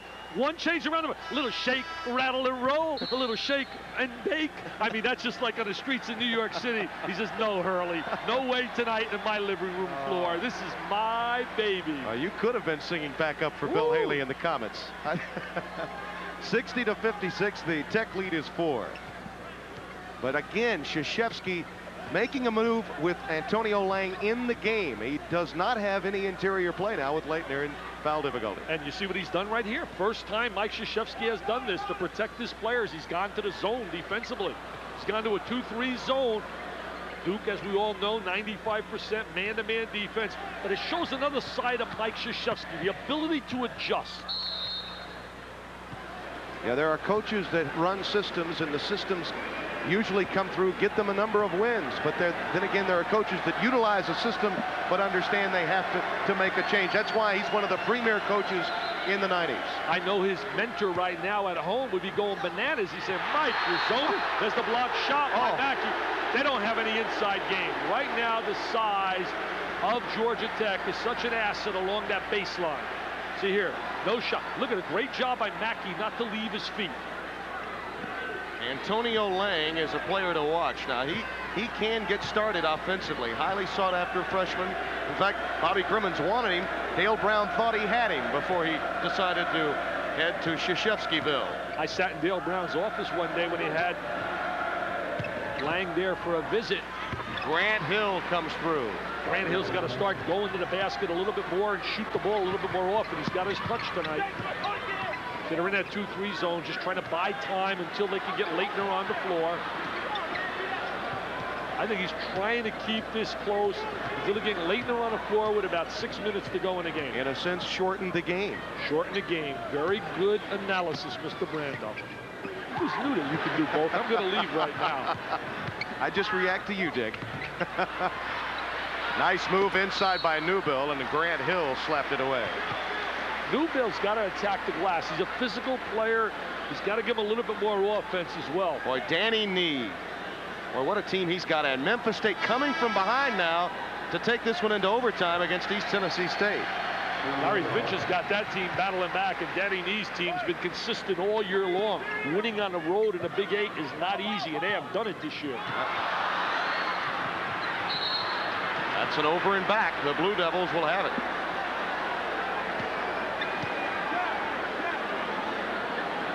Just getting the ball inbounds, so difficult, particularly when you play against a Duke team. And you see Leitner again. He's the first one off the bench to applaud his team defense.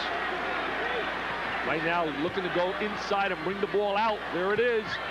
McCaffrey. Excellent maneuver. Bring the ball inside just as a potential threat, and then kick it out to your shooter, and that's what they did to McCaffrey. Well, Bobby Crimmins saw the adjustment. He's seen his run come to a close. He'll call a timeout and counteract Coach K when we come back. Basketball game, it's the hour-long Sports Center. Thanks to a great day, Arkansas has a good night. Louis looks for career win number 500. Bill Walsh says the Bucks don't stop here. We'll have the comings and goings of some underclassmen in college football. Sports Center following the game. Storyline Atlanta, Duke in difficulty. Christian Leitner and Crawford Palmer both with 4 fouls. Georgia Tech with Kenny Anderson lighting it up, and 3 players right now coming up with 47 of their 60 points. Outside of Kenny Anderson, it really has been difficult. Bobby Crimmins, for his team in a practice 2 days ago, went one-on-one with a team trainer. And he said he had some difficulty. He won it, though, 15 baskets to 12. But the team was really giving him some trouble. He's a competitive guy.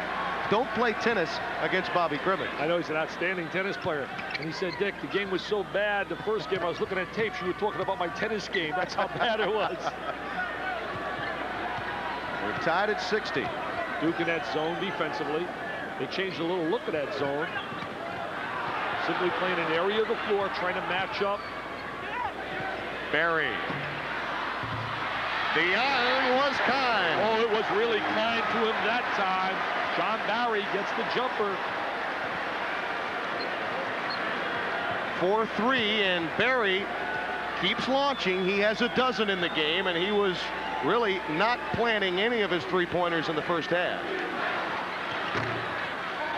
Anderson comes down with it. Does he rebound for a little guy? He really has it. Outstanding. Well, I've never seen a guy change direction the way he can change direction between his legs and around the back or the front change. He has 3 methods of changing direction with the basketball. Anderson. Good work defensively by Grant Hill. 2-on-2 right here. Let's see what they get. Hurley. Hurley takes it right to the goal, gets the score. They interfere with the ball. Strong drive by Bob Hurley. He was telling me how proud he was of his brother yesterday at 27, playing on a team that's number 2 in the nation. You look at Mr. Intensity now, Mike Krzyzewski, former West Point cadet, former coach at West Point. Leitner back on the floor. We have a stoppage of play again because debris is on the floor. Mike Krzyzewski pointing it out. And some perspiration down at the other end of the floor in the paint area. That's why we're having a halt in play.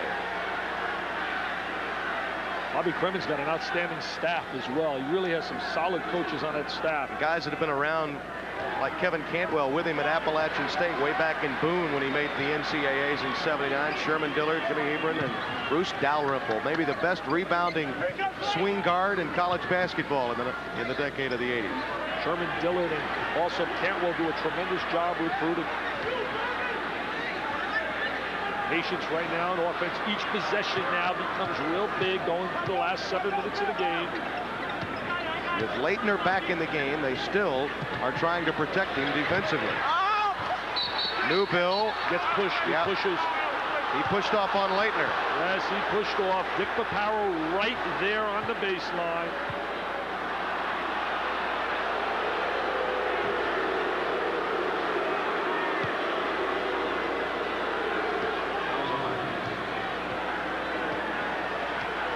Man-to-man defense now by Georgia Tech.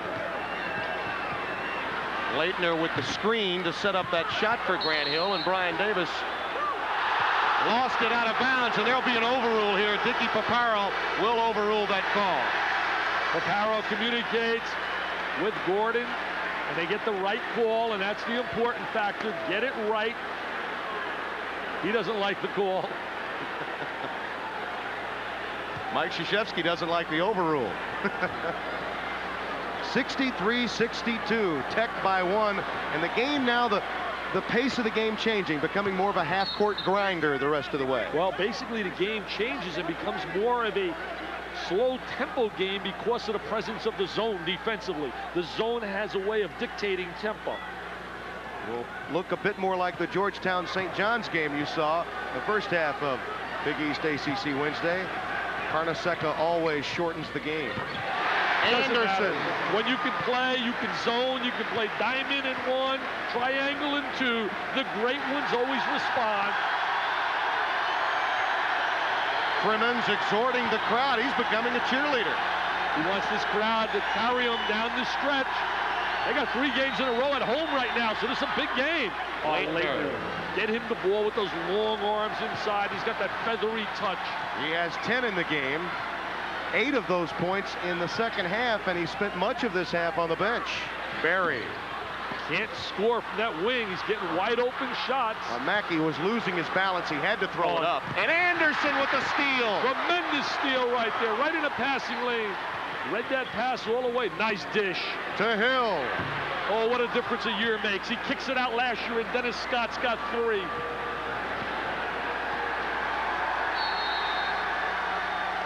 Again, an official's timeout because more perspiration on the floor. Every time a player hits the deck, and many of them have, we'll have to have the ball boys come out and wipe up the court a bit.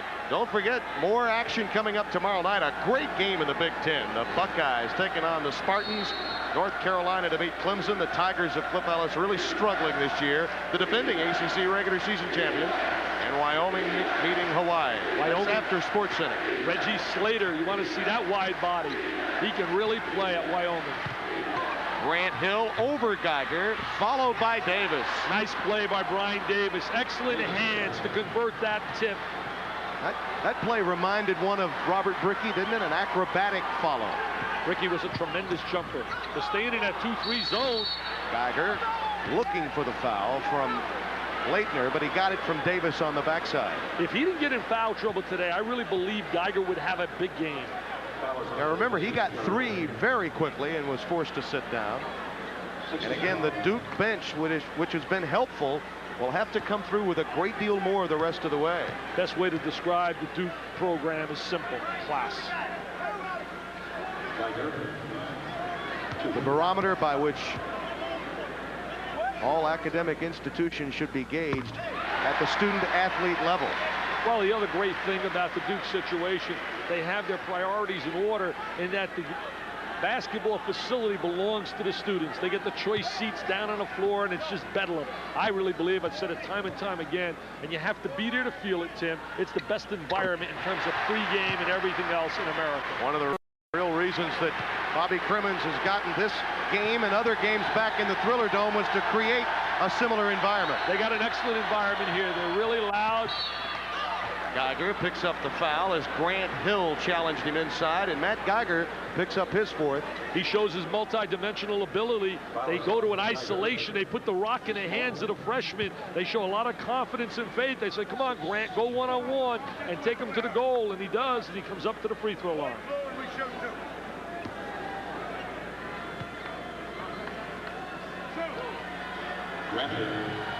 It has been said of Grant Hill, and I think I agree from seeing him tonight, that this is a young man in a man's body. This is not, I mean, he's a very young guy and has plenty of time to develop, Dick, but at 6'7" and 205, he's pretty thick right now. Howard Garfinkel, a 5-star camp, was the first to really tell me all about him in terms of his skills and his ability.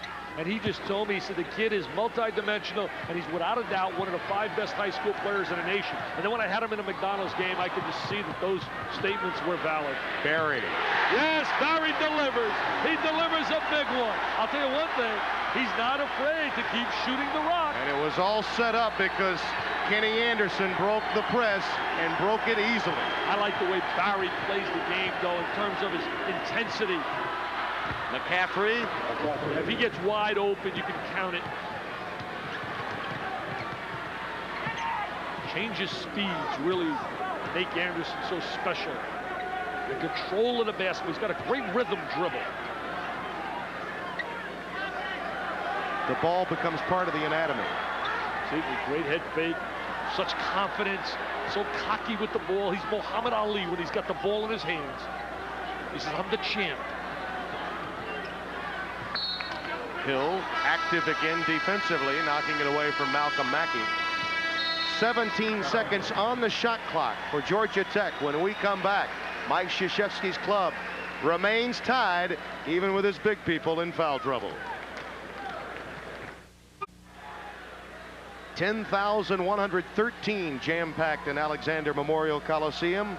They have been entertained by Kenny Anderson and company. 70-70, but Mike Krzyzewski doing all he can to eliminate Anderson's one-on-one capability.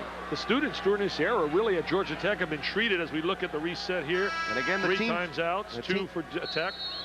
The possession arrow with Georgia Tech the rest of the way. Both will be going into the one-on-one on the next foul. But, you know, they've been treated to a great football year, tremendous basketball. Really makes the spot special for the college student. Hill off the pick. Geiger trying to keep it alive. He has really become much more active, hasn't he, Tim? Yeah, he really has. And he can play away from the basket. Not that far away, but away. And the turnover, the end result. Boy, Hill with a great job of hustling. Davis gets Mackey airborne, and it doesn't go. He does draw the foul. You got to credit that to Hill. Brian Hill did a superb job of taking away an easy layup, and now Duke has to go to the free throw line to convert. What a great job of hustle. I mean, this is pure hustle. Look at the desire right here, number 11. And now McCaffrey's got to make the great pass. Mackey rotates back. Then look, he got in a situation to go even to the free throw line. I realize that I don't have to be a public relations specialist when it comes to basketball, trying to convince you how special this game is. But isn't it amazing that these two teams could play 21 days ago and the spread be 41, and yet here we are 3 weeks later, locked in a 70-70 tie.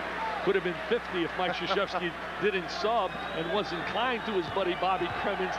They have great respect for one another, and that's the other beauty in the league. Coaches really respect each other. But in what other sport? In what other sport can we see this? Great job by Hill defensively, and they come up empty, Duke. See, back in the zone negates a lot of the driving ability of Kenny Anderson. Geiger doesn't get the roll. Mackey follows. That was a tremendous offensive rebound by Mackey. The big horse, the wide body, 6'11", about 265. He's quietly up to 15 in the scoring column. Leitner drives. That's a block against Geiger. That's his 5th. Could be the 5th. He's gone. Nice challenge by Leitner, because remember, he too playing with 4 fouls. Look at East Tennessee State. They got the best little man in all of college basketball, Keith Jennings. He's Mr. Jennings. There's a one-on-one. See, he splits the seam.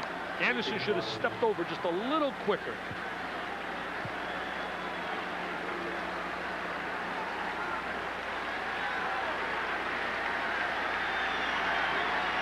$10 points, but you really can't measure his play tonight just with that stat alone. I mean, he really was a factor on both ends. The last 3 games, he's averaged 12 points a game, but better than that, 10 rebounds a game. He's not a Windex man yet. I mean, he's not wiping the glass yet, but he's become much better.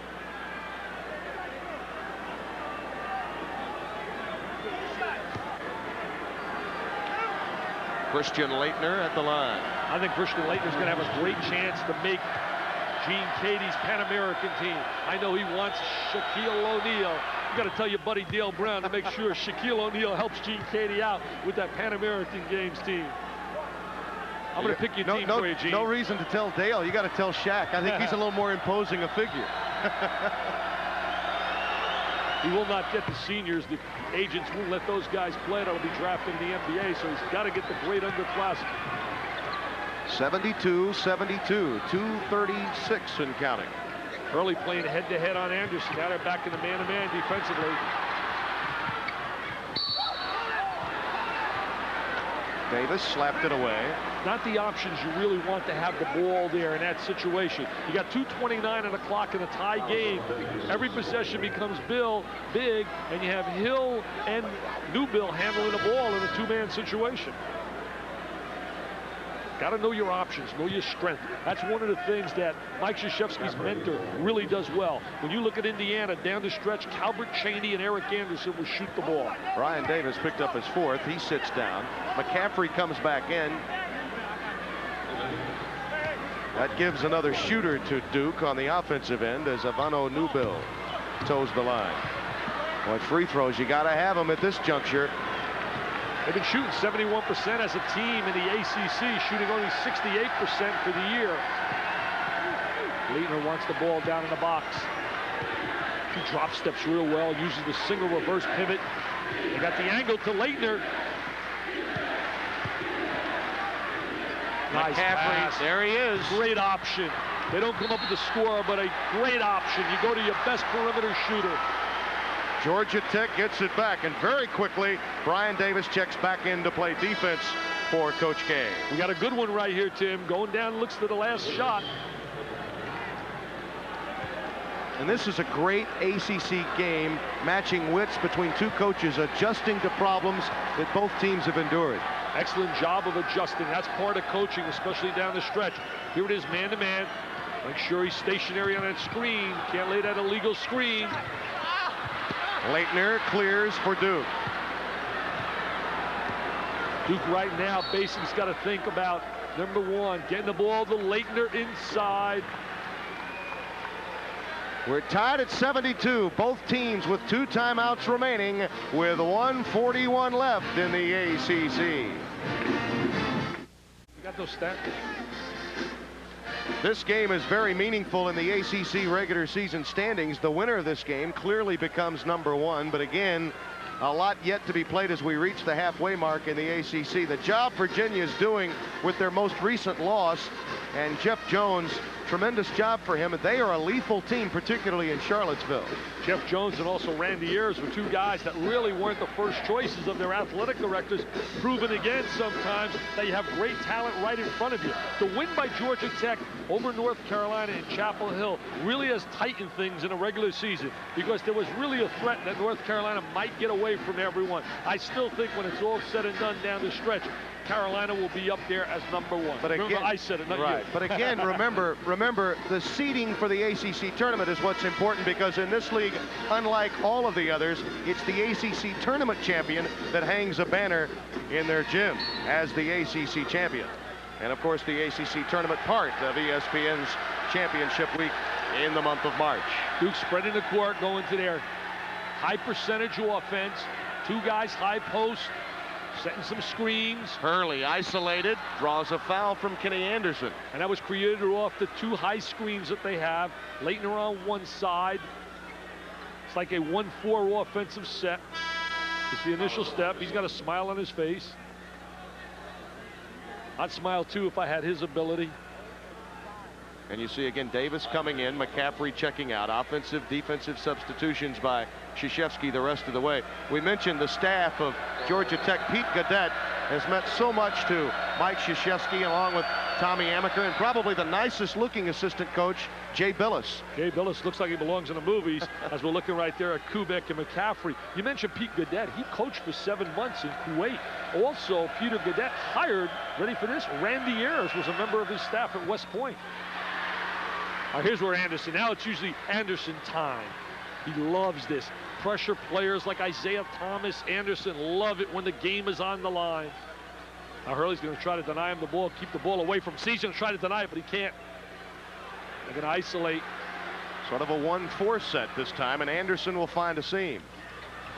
Made a good look, but Newbell doesn't deliver it. But he does. So he gives it right back to Anderson, and Anderson says, hey, it's my time. It's Anderson time. The lead is won with under 1 to play. Timeout, Blue Devils. And remember now, with the situation and the time, Georgia Tech will get the ball back, no matter if Duke utilizes the entire clock.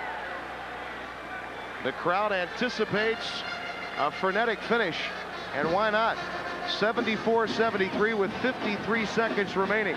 This would be, you mentioned the win by Georgia Tech over North Carolina and how that helped the ACC with respect to everyone now being back in the picture.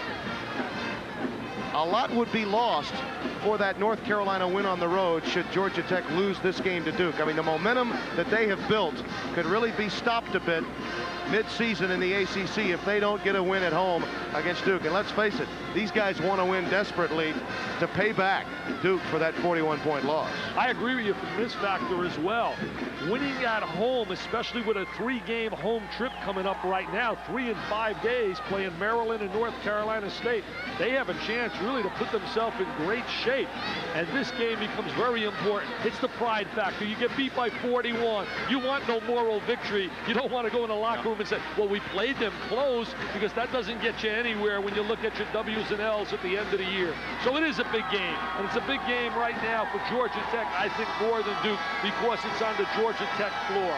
Immediately following our game, we'll be joining Dan Patrick and Bob Lee with SportsCenter. The lead in the ACC at stake. Those are the headlines from there. They'll have headlines around Atlanta as well on SportsCenter. Primetime, Deion Sanders now signing a contract, a AAA contract with the Atlanta Braves organization, and of course Deion playing for the Falcons in the NFL.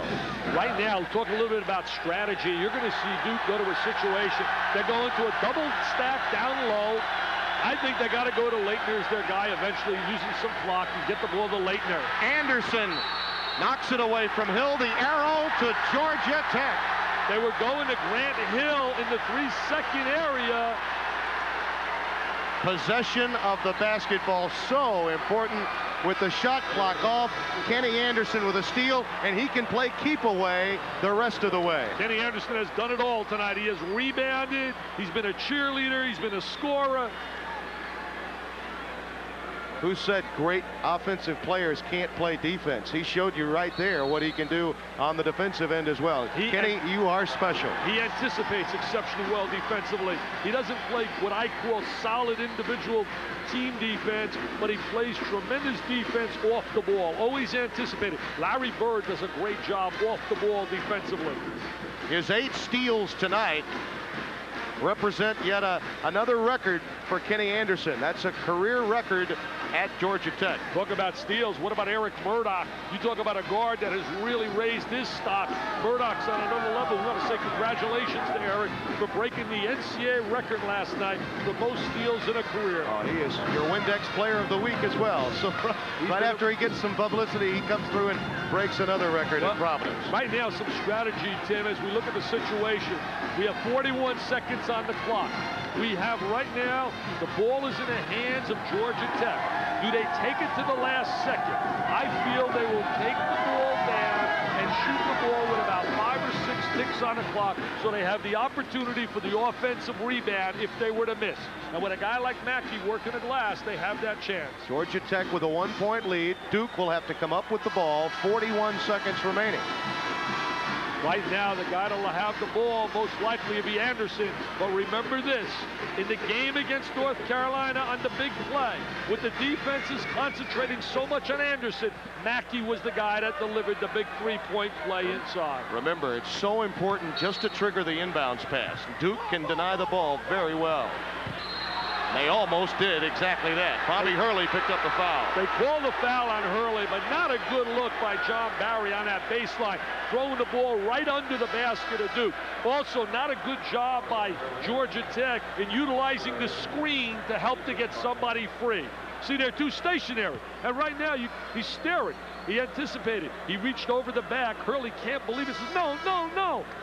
they telegraphed that pass. There was no screen. See, no screen to get Anderson free. He's icing he's all over. He's mugging him. I mean, he's giving him a New York Times mugging right there. Don't cry on that. Come on, Bobby, stop crying. It is 1-1 in the bonus right now for Georgia Tech. Maybe that was a Jersey City mugging instead of a New York Times mugging. All right, right now he's going to go to the free throw line.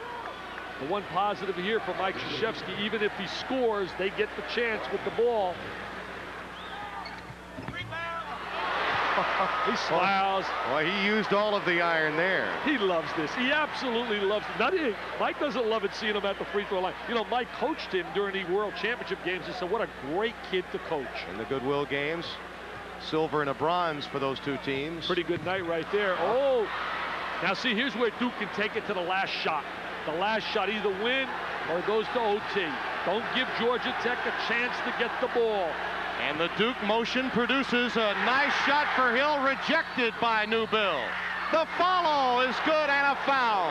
What a play by Thomas Hill. Personally, I thought they shot the ball a little too soon. Tim, I don't know your feelings, but I think in a tie ball game, it was a high percentage shot, but he misses. Georgia Tech has a chance to win the game. Here goes Hill inside. He takes it up at Newbill. Newbill rejects it, but Hill says, no, I'm going back up the second time. And Mackey comes over, and he can't get it, and Hill gets the score. I'm kind of surprised they shot the ball that soon. It does give Georgia Tech another chance with plenty of time. 27 seconds left on the clock, and Thomas Hill, 5 of 6 at the stripe tonight.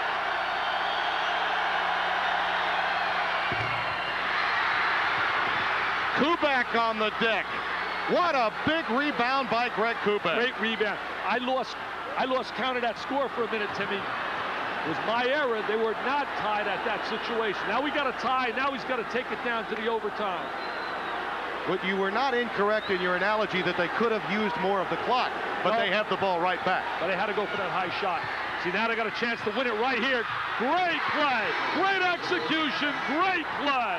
The Blue Devils come away with it. Great play, taking it right down to the final shot. Excellent play, tremendous entry to the box.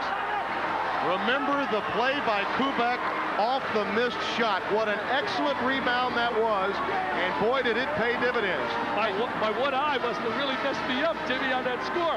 Now I understand why they went for that quick score to tie the game. But right here, great coaching by Krzyzewski and execution by his players to use the full shot clock. They're taking it right down to the last second where they either win it or it goes to OT. Great play right here, and what a finalizer, what a delivery by Hill, who has become a star. Thomas Hill, a sophomore of influence out of Lancaster, Texas. He is a happy guy, and the Blue Devils steal one, Dick. What a great finish. Tremendous job by Mike Krzyzewski down the stretch, getting this big win on the road. For Dick Vitale, Tim Brando saying so long. Sports Center is next.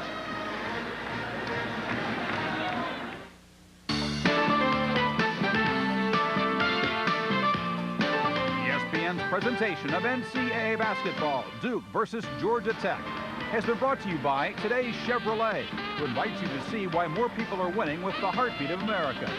By Sharp Electronics. From sharp minds come sharp products. By Nike, who reminds you to just do it. And by Mr. Goodwrench and your participating GM dealers, keeping quality on the road.